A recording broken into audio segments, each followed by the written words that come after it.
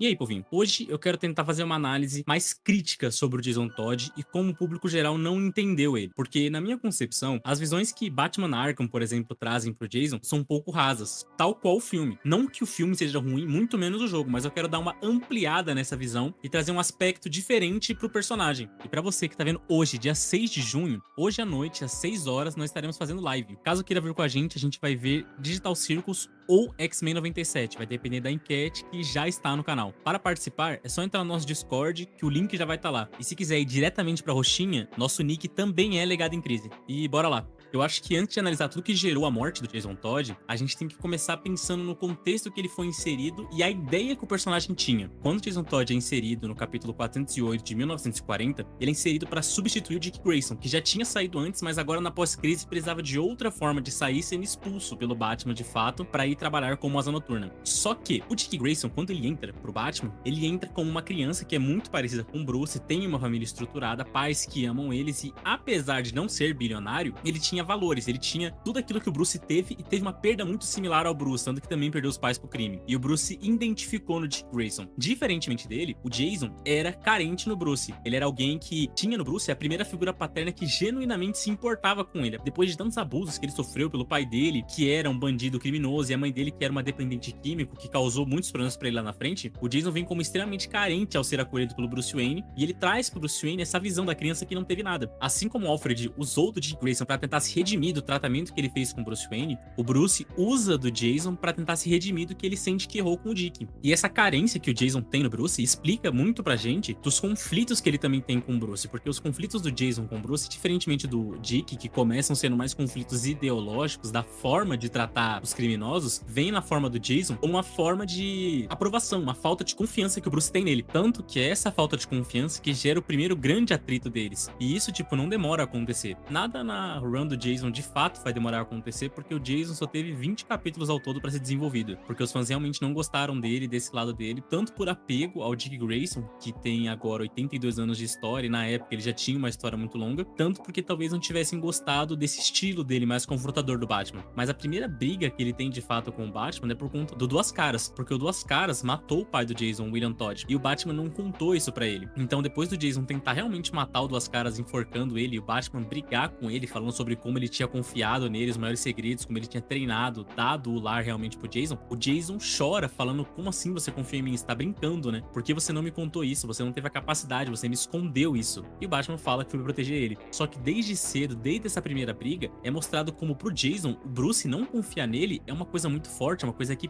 pega realmente no Jason. Porque ele é tão emocional que quando o Bruce desaprova as ações dele, ele realmente age de uma forma mais defensiva, mais emocional. Ele chora, vira a cara, se contorce. Ele é muito diferente de tentar argumentar com o Bruce, porque ele realmente entra num conflito mais emocional nessas situações, né? Porque o problema dele realmente nunca foi o Batman discordar das ações dele, mas ele tem que lidar com a desaprovação do Batman ao que tá fazendo. Ele tem que lidar com a desaprovação da pessoa mais importante da vida dele. O Jason, nessa situação, ele ficava tão tenso que do carro até a Batcaverna ele já ficava de cara fechada, porque ele sabia que dali pra frente viria uma briga. E honestamente, analisando o histórico do Jason, eu acho que desde cedo ele esperava que o Batman batesse nele, e o Batman nunca o fez. O Batman sempre repreendeu o Jason e explicou a situação pra ele, mas o Jason sempre esperou do Batman um grande conflito. Tudo que ele teve na vida dele foi conflito. Então o Batman, de tão diferente com ele, foi construindo essa consideração e essa mágoa no coração do Jason quando ele decepcionava o Batman, quando ele sentia que o Batman não podia confiar nele. Ele se sentia muito magoado através disso. E um dos momentos mais humanos do Jason é justamente o seu final. Um dos momentos que volta a essência e mostra o que era pra ser aquele Robin. Era pra ser um Robin mais carente, um Robin que, mesmo sobre toda a dor da vida, ainda sente que quer ser amado de fato. Tem essa necessidade consigo, já que o Robin morre ao ser enganado pela sua mãe biológica, né, e pelo Coringa, e ser espancado brutalmente. E mesmo sabendo que ela enganou ele, tendo acabado de ser traído, o Jason Todd se levanta do chão, todo ensanguentado, todo lascado, e ainda vai lá e desamarra a mãe dele, falando que ele ia salvar ela. E depois de desamarrar ela, ele não fala: vamos sair daqui. Ele simplesmente manda ela ir. Ele fala: go ahead, né? Ele fala: vai você sozinha, e ele cai pra trás. Ela decide por si salvar ele também, vem desse ato de amor do próprio filho. Porém, ainda assim, depois disso, o Jason não tá muito assim assim, pensando em sair. Ele nunca pensou em sair daquele lugar em primeira instância, né? Ele pensou em salvar ela, o que volta o Jason à origem dele, né? Para além disso, pós a morte do Jason, vem o trauma. O trauma não é inteiramente, no caso, em ser espancado. Vira isso um trauma, com certeza, na vida dele, mas o trauma posterior a isso, que é mostrado pra gente até em Capuz Vermelho Dias Perdidos, né? Enquanto o Jason tá se reestruturando e voltando à vida até virar o Capuz Vermelho que a gente vê, é sobre a morte dele não ter feito nada com o Batman, sobre o Batman não ter sentido nada com a morte dele. Ele não provocou uma mudança de fato. E isso dói muito nele. Tanto que é em Capuz Vermelho Dias Perdidos, onde ele leu que o Batman trouxe o Coringa de volta pra cadeia, e ele deita no chão e chora, porque ele percebe que ele, teoricamente, não significou nada. Esse é o pensamento que ele tem, né? Que a relação que ele teve com o Batman não significou nada. Tanto que ele diz, abre aspas, canalha, hipócrita, que dificuldade poderia ter sido, Bruce? Matar o monstro que me tirou do seu lado. Você nunca deu a mínima para nós. E fecha aspas. Aqui nessa cena, o Jason tá tendo a oportunidade de matar o Bruce. E nisso, ele tá tendo um acesso de raiva também, falando sobre como o Bruce é um canalha, etc. Só que ainda assim, ele não quer fazer isso, ele não faz, ele não termina isso, né? Ele pode explodir a bomba que vai ferir o Batman na cabeça dele de alguma forma, e ele escolhe não fazer isso. Justamente porque a dor dele não é sobre ele ter morrido, ou exatamente sobre o Batman não ter matado o Coringa. O ato, sim, é problemático pra ele, mas não é o centro. O centro é só, a minha morte não motivou ele a isso. E o Bruce sendo a figura de mais confiança da vida do Jason, isso traz uma dor muito grande que marca a jornada dele dali pra frente. E a gente chega no ápice desse sentimento justamente em Batman sobre o Capuz, ou Batman do Capuz Vermelho, como for o filme, né? Porque ali, o Jason, ele não tá pedindo uma vingança pro Bruce Wayne, ele não tá bravo a ponto de pedir vingança contra o Batman. Ele tá só dando pro Bruce tudo que ele sentiu todos esses anos, todo esse tempo que ele ficou se recuperando e virando o Capuz Vermelho, toda essa mágoa que juntou dentro dele, ele tá jogando isso nele. Como eu disse agora há pouco, o Coringa, ele nem é o ponto central dessa história, ele é mais um símbolo de uma discussão fraternal. Ele é algo que aconteceu e causou uma tensão entre eles, e uma tensão que não pôde ser conversada, porque o centro é justamente eles dois. O centro é sobre o Jason e o Batman, e o que eles agem, como eles estão agora nessa situação. Tanto que a raiva do Jason, e o Jason diz explicitamente, não é que o Bruce não salvou ele, e sim porque o Coringa ainda tá ali, o Coringa ainda tá respirando. Quando aquele sacrifício dele, o que ele fez, o que ele passou, deveria ser pro Bruce uma virada de chave, pelo menos uma exceção. Tanto que é justamente isso que ele fala. Eu não tô falando pra você matar o Duas Caras, o Pinguim, eu não tô falando pra você fazer a limpa em Gotham, eu tô falando pra você matar uma pessoa, pra você provar de que matando uma pessoa, por mim, pelo menos por mim, você poderia fazer isso. E o Bruce explica pro Jason, ou pelo menos tenta explicar, como se ele matasse o Coringa, ou se ele cruzasse essa linha uma vez que fosse, cada vez que ele fizesse isso, uma justificativa nova apareceria. E o Jason não entende, porque na concepção dele seria uma raríssima exceção. Ele sozinho seria a única exceção possível, porque assim como é muito representado, e isso, pelo menos eu acho que acerta muito bem, o Jason se vê como o filho favorito do Batman, como a exceção, justamente pela carência com que ele sente, né? Ele quer ser mais especial do que os outros. E o ápice, né, dessa vontade de ser o favorito, vem até no próprio filme. Muito se vê como se o Jason quisesse matar o Coringa ali e só quisesse mostrar pro Batman de que matar o Coringa não teria problema. Ele teve algumas oportunidades, algumas chances de fazer isso e ele nunca o fez. Porque o que ele quer, ele não é matar o Coringa, porque o Coringa é um trauma na vida dele, mas não maior do que a falta de aprovação do Bruce. Porque quando ele matar o Coringa e o Bruce aprovar isso, falar tudo bem, mata o Coringa, ou o próprio Bruce matar o Coringa, vai significar que a vida dele teve algum valor, porque o Coringa me tirou de você. O Jason tira isso do âmbito justiça, né, que eu vejo muita gente debatendo se o Jason tá certo ou não nesse quesito, porque parece que é um debate moral nessa hora. Ele traz porque realmente é um debate emocional, e não é uma discussão sobre a justiça do que o Coringa faz, deixa de fazer, sobre quantas vidas o Coringa agora vai tirar. É uma discussão muito mais sobre afeto, reconhecimento e validação que o Jason espera do Bruce. Então não é só uma vingança, mas só uma demonstração de que o Bruce amava ele o suficiente pra quebrar a própria regra. E quando ele não encontra isso, ele realmente fica muito frustrado. Ele entra numa frustração tão grande que é aí pra mim um dos arcos onde o Jason vira mais vilão. E as consequências desses arcos são as novas adaptações que tem pro Jason, né? Se você reparar bem, toda a obra de hoje em dia volta sempre no Jason nessa origem, pelo menos, de como ele odeia o Batman e nunca mais quer ver o Batman. Um dos exemplos é claramente Batman Arkham Knight, onde o Jason vira o Cavaleiro de Arkham, toda uma teoria se construída sobre o que aconteceu com ele até o terceiro jogo. Mas o Jason em si, na franquia Arkham, por exemplo, é visto como alguém que odeia o Batman e quer muito matar ele, e só no final vai perdoar ele, quando na verdade ele tá muito magoado com o Batman. E essa confusão que acontece é tanto proposital quanto eita pra que a gente sinta pelo Jason, porque o hype realmente é o Jason odiar o Batman, né? Ter uma falha tão grande na história do Batman que seja alguém que não consegue perdoar ele. Um dos exemplos também pra isso é a citação que tem do Jason em Batman Cavaleiro Branco, né? Ele falou como nunca queria ter conhecido Bruce Wayne na vida dele, que essa foi uma das piores coisas que aconteceu com ele, sendo que não é isso. E essa confusão é tão grande que eles fazem parecer até que o Jason tem ódio de outros membros da Bat-família, no caso mais especificamente do Tim Drake, como se o Jason não estivesse pronto pra passar o bastão pra frente. frente. Quando não é isso que acontece. Na verdade, na Bat-família é muito comum, entre aspas, você passar o bastão pra frente. O Dick conversou com o Jason e passou o manto dele pra frente depois de conversar com o Batman, e o Jason eventualmente fez o mesmo com o Tim. Obviamente que ele teve a fase dele vilão na saga Rush, mas eventualmente ele aceitou muito tranquilamente o Tim ser o novo Robin, e eles se ajudam sobre isso, né? É comum ver o Jason interagindo com o pessoal. E não só isso, ele ainda fala muito bem do Batman. Tem uma cena na HQ do Capuz Vermelho com a Mulher Gato, lá de 2023, onde ele tá treinando dois caras, e o Jason fala que o Batman é o melhor artista marcial que ele conhece, mostrando que ele nutre ainda, mesmo sobre todas as situações de hoje em dia, uma grande admiração não só pelo Batman, como um grande carinho pela Bat-família. Porque no fim, ele não é anti-Batman ou anti-Batman, ele não é anti nada disso, ele é um anti-herói, mas que ama muito a família dele. Afinal de contas, a Bat-família é tudo que hoje em dia o Jason tem, além de seus companheiros de equipe também. Ele valoriza todos esses núcleos muito bem. Tanto que muitos acham que o Jason é o mais rebelde da Bat-família, mas o primeiro rebelde, o primeiro que se rebelou contra o Bruce, foi o Dick Grayson, na verdade, né? Porque o sentimento que o Jason sente sobre como as coisas que o Bruce faz estão erradas não é o único dele. Na verdade, o único Robin que atualmente não discorda 50% do que o Bruce faz ou tem alguma desavença com ele no método é o Tim Drake, porque o Tim Drake é muito esquecido, muito tanto faz, porque até o Damian Wayne atualmente tá se desvinculando dessa imagem de só ser o Robin e tá entrando num arco pessoal muito novo. Todos os Robins compartilham entre si esse sentimento de admiramos muito o Batman, mas ainda temos uma amargura ali, uma mágoa, porque ele fez algo que a gente não gostou. E através dessa crítica que eles trazem pro Batman, o Batman melhora. O Batman assume que essas críticas melhoram ele. Tem uma cena que foi fã dublada aqui no canal, que comenta sobre como o Batman, ele seria diferente sem o Dick Grayson. Todos os ensinamentos que ter um Robin, que ter outra pessoa junto da vingança dele, trouxe a ele. Ensinamentos esses que o Alfred falhou, entre aspas, em dar pro Bruce, que ele não sabia ainda como lidar com a situação e posteriormente conseguiu lidar melhor com isso. O Jason só se destaca nesse caso porque ao invés dele ficar como o Dick Grayson, por exemplo, que foi embora e criou uma nova identidade totalmente nova, o Jason volta mais de uma vez pedindo aquela resposta pro Bruce e querendo saber sobre isso. Ele foca uma boa parte da vida dele só sobre ter essa resposta, enquanto o Dick Grayson, por exemplo, só se abdicou, foi embora.